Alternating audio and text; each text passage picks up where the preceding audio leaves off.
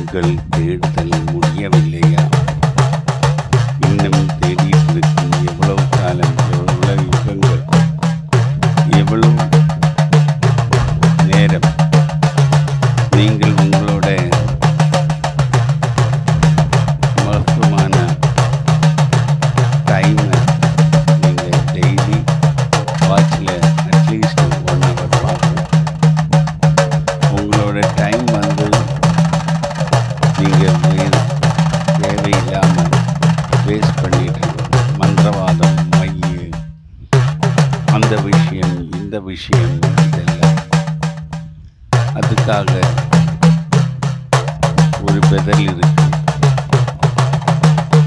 எவ்வளவு நாள் சரி தேடி தேடி தேடி தேடி தேடி அலைஞ்சு நீங்கள் எங்கேயும் போகிறதும் இல்லை, எங்கேயும் வாழதும் இல்லை.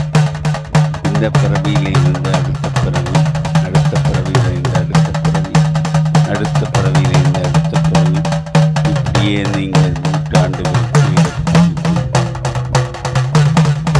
முடியவில்லை என்றால் சொல்லுங்கள், உங்களுக்கு ஒரு விடை இருக்கு. அந்த விடை வந்து இதுதான். கால கிருஷ்ணா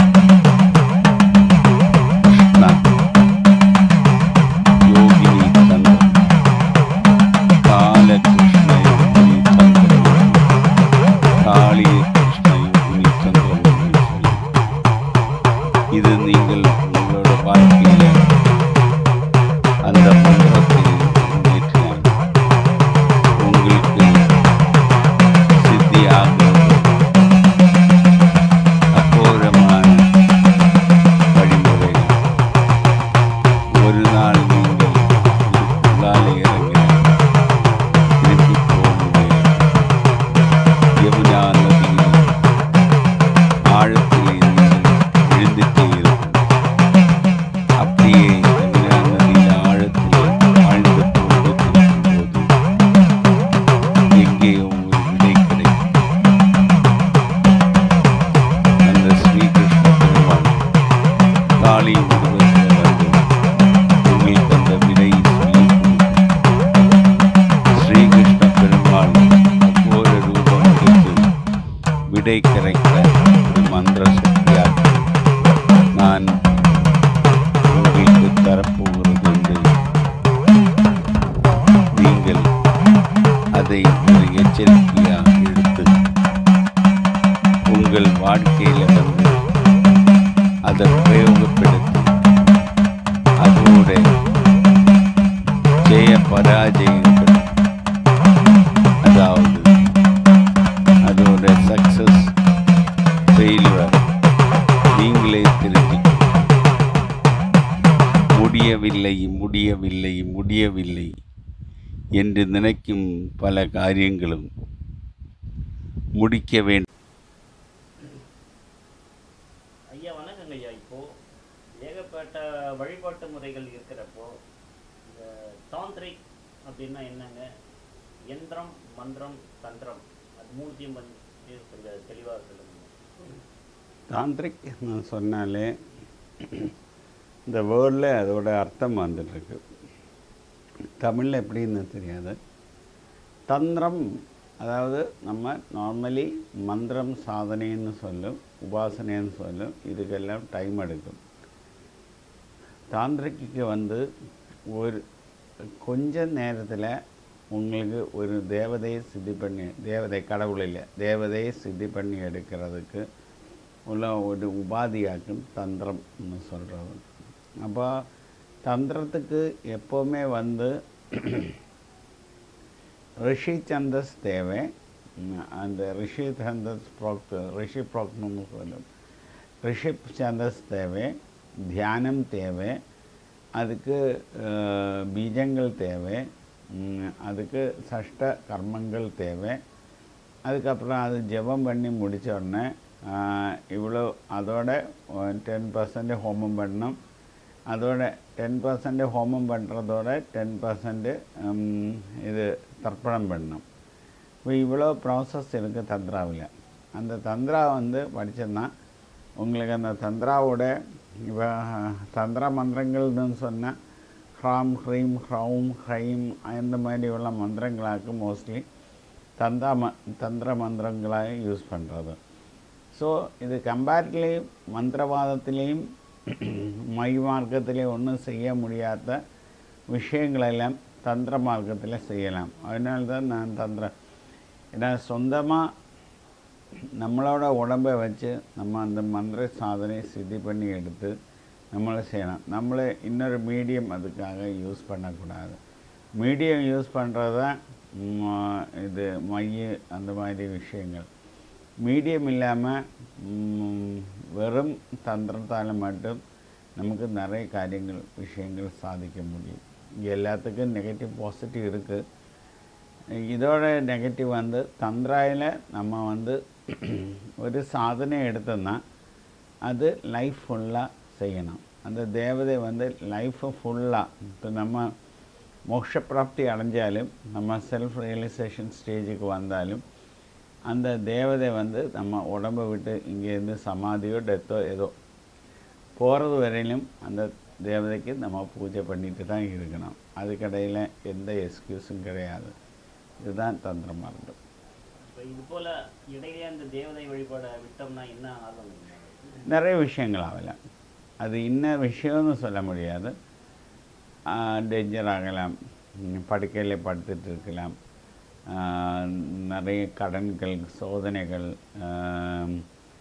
ஒய்ஃபை விட்டுட்டு போவோம், ஃபேமிலி விட்டுட்டு போவோம், நம்ம பைத்தியக்காரனாகவும், இந்த மாதிரி நிறைய விஷயங்கள். ஏன்னா ஒரு தேவதை நம்ம கெஸ்ட்டு மாதிரி தான் நம்மளோட வீட்டில் கூப்பிட்டு டெய்லி பூஜை கொடுத்து அதுக்கு அட்லீஸ்ட் ஒரு 2 முந்திரி பழமாவது வச்சு நம்ம பூஜை பண்ணும்போது அந்த தேவதை அதை எக்ஸ்பெக்ட் பண்ணும். அந்த தேவதை அதை எக்ஸ்பெக்ட் பண்ணி ஒரு நாளைக்கு தெய்வம் இல்லை, தேவதை அதை எக்ஸ்பெக்ட் பண்ணி ஒரு நாளைக்கு அது கிடைக்காம இருந்தால் அந்த தேவதை சாபம் போட்டுட்டு போகும்.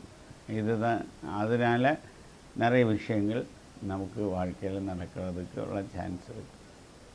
ஒரு உபாசனை தேவதையை உபாசனை பண்ணிவிட்டு சடனாக அதை ஸ்டாப் பண்ணிவிட்டு இன்னொரு உபாசனை தேவை எடுத்து உபாசனை பண்ணுறாங்க ஐயா, அவங்க எப்படி அதை பேலன்ஸ் பண்ணுறது?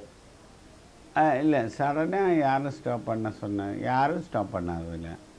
ஒரு உபாசனை இப்போ நம்ம 1000 சங்கிய ஜபம் பண்ணால் நம்ம ஒரு உபாசனை 1 லட்சம் 2 லட்சம் இப்போ உச்சிஷ்ட கணபதிக்கு 1 லட்சம் உரு ஜபம் பண்ணணும்.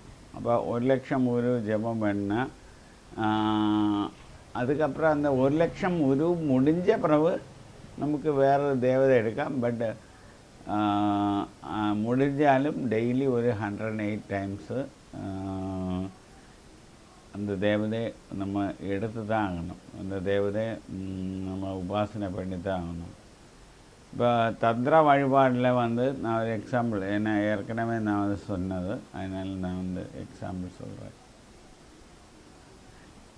गणऋषि निज गायत्री चंद श्री बीज पूरमुक्षम तीक्षणम सॉरी गणग ऋषि निज गायत्री चंद श्री उच्चिष्ट गणपति देवता शरम धनुपाश श्रेणी स्वहस्तगदाम आरक्ति सरोरिहस्ताम विवस्त्रपत्न्याम शुरप प्रवत्त उच्चिष्ट अंबासदम आश्रयेवम இந்த 2 ஏரியாவில் டச் பண்ணோம். ओम हस्तिमुखाय लंबोदराय उच्चिष्टाय महात्माय आंग ग्रोम श्रीं ग्लीं गे गे उच्चिष्टाय स्वाहा इदाक मंत्रम. ओम आम हृदयाय नमः. ओम ह्रीं सरसे स्वाहा. ओम आम शिखाय वौषट. ग्लैं कवचाय हुम. ग्लौं नेत्रत्रय वौषट. ஐயா, அடுத்து இந்த மையை பற்றி ஒரு கேள்விங்க ஐயா. நீங்கள் இவ்வளோ புனிதமான தேவதை உபாசனைகளை முறைகளை எல்லாருக்கும் சொல்லிக் கொடுத்து அவங்க வாழ்க்கையும் அவங்க சந்ததியும் பரம்பரையும் மேம்படுத்தி கொள்ளலான்னு சொல்கிறீங்க. ஆனால் இன்றைக்கி இருக்கிறவங்க பார்த்தீங்கன்னா மாந்திரீகம் படிக்கணும், அஷ்ட கர்மங்கள் படிக்கணும், மை உபயோகப்படுத்தணும், மையால் மட்டும்தான் சாதிக்க முடியும்ன்ற ஒரு கருத்து இருக்குது ஐயா. அதை முழுமையாக நம்பியிருக்காங்களே, அதெல்லாம் உண்மையாக சாத்தியம் இல்லாது? கண்டிப்பாக மையை பற்றி தான் எல்லோரும் ஆராய்ச்சி பண்ணிகிட்ருக்கு. இது எவ்வளோ வருஷமா? 5 வருஷம், 10 வருஷம், 20 years, 40 years, இப்போ ஸ்டில் மைன்னு சொல்லிட்டு மையை பற்றி எனக்கு தெரியும். My things, my Mantra, my wife, my child. இந்த மை தான் உண்மையான மை. மற்ற மையே உண்மை இல்லை. நான் காமெடியாக சொன்னாலும் மையே வந்து நிறைய விஷயங்கள் இருக்குது. நான் அந்த மையை என்டர்டெயின் பண்ணுறதில்லை. ஏன்னா மை மார்க்கத்தில் போனால் நிறைய விஷயங்கள் செய்யணும். ஃபார் எக்ஸாம்பிள், வருஷத்துக்கு நல்ல சந்தனம், புனுகு, கோரோஜனம், அத்தர், இவ்வளோ விஷயம் இருந்தாலும் சில மந்திரங்கள் ஜபம் பண்ணால் அது நெற்றியில் போட்டுட்டு போனால் வருஷமாயிடும். அது மாதிரி பொக்கிள் கொடின்னு சொல்லும்போது நீங்கள் நினைக்கிற புது குழந்தை பிறக்கும்போது அதோட பொக்கிள் கொடி இல்லை. ஆக்சுவலி தாமரையோட நெட்டில் இருந்து நடுவில் போகிற ஒரு நார் மாதிரி ஒன்றாகும் பொக்கிள் கொடின்னு சொல்கிறது. அந்த இளம் நார் எடுத்து அரைச்சி கொஞ்சம் விஷயங்கள் சேர்த்து அதில் அரைச்சி அதுக்கப்புறம் ஒரு துளி பிளட்டு அதில் சேர்த்து நம்ம செய்தோம்னா ஸ்தம்பனம் ஆகிடும், மாரணம் ஆகிடும், உச்சாரணம் ஆகிடும். இந்த மாதிரி பின்ன ஆந்தையோட ஆந்தை தானே அவளோட சிறகும், பின்ன காகனோட சிறகும், குயிலோட சிறகும் அரைச்சி அது கருநொச்சி அரைச்சி പിന്നെ ആവണക്കെണ്ണയിൽ തടവിന് അതൊരു മയ്യാക്കും. പിന്നെ പേരാണിൻ മൊട്ട് കോട്ടൺ തുണി, അതായത് ഫർമിഷ്ഡ് ഇല്ലാത്ത തുണി, കോട്ടൺ തുണി வந்து சுற்றி விளக்கெண்ணெய் ஆவணக்கெண்ணெயில் எரித்து அதோட கருத்த மை எடுத்து வெத்திலையில் தடவி சில மந்திரங்கள் சொன்னால் நமக்கு வெத்திலை ஜோசியம் பார்க்கலாம். மை வித்தியை நமக்கு சில காரியங்கள் எல்லாம் தெரிய வரும், அந்த வெத்திலையிலே தெரிய வரும். இந்த மாதிரி நிறைய மை வித்தியைகள் இருக்குது. இது நான் யாரையும் என்டர்டெயின் பண்ணுறதில்லை. அதனால் மக்கள் வந்து என்கிட்ட வர்றதுக்கு ரொம்ப விருப்பமும் காட்டுறதில்லை. சொல்லிக் கொடுக்கலாம். பட்டு நீங்கள் வந்து எவ்வளோ நாளாக என்கிட்ட வந்து உண்மையாக இருக்கா இல்லையா பொய்யான்னு எனக்கு தெரிஞ்சால் மட்டும்தான் எனக்கு அது சொல்லிக் கொடுக்கணும். என்னோட நெருங்கின சில சீடர்களுக்கு நான் அந்த மாதிரி சொல்லிக் கொடுத்துருக்கு. பட் அது அவங்களோட தேவைக்கு மட்டும். நான் வந்து காமனாக வீடியோ பண்ண எனக்கு விருப்பம் இல்லை. தேங்க்யூ.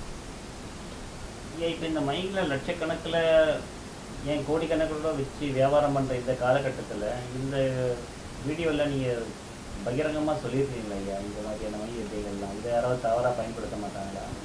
அதோட மொத்தமாக நான் சொல்லலை, அதோட பேசிக் காரியம் தான் நான் சொன்னேன். எல்லாத்துக்கும் ஒரு கீ அண்ட் ரூப் வச்சுருக்குங்க. கண்டிப்பாக எந்த மந்திரம் வச்சு செய்யணும்னு யாருக்கு தெரியும்? ஐட்டம் மட்டும் தெரிஞ்சால் போதுமா? அதுக்கு அந்த மையை உணர்த்தி எடுக்கிறதுக்கு அந்த மையில் தேவதை எப்படி இன்ஃப்ளூயன்ஸ் செய்யணும்னு சொல்லி நான் இங்கே சொல்லலை.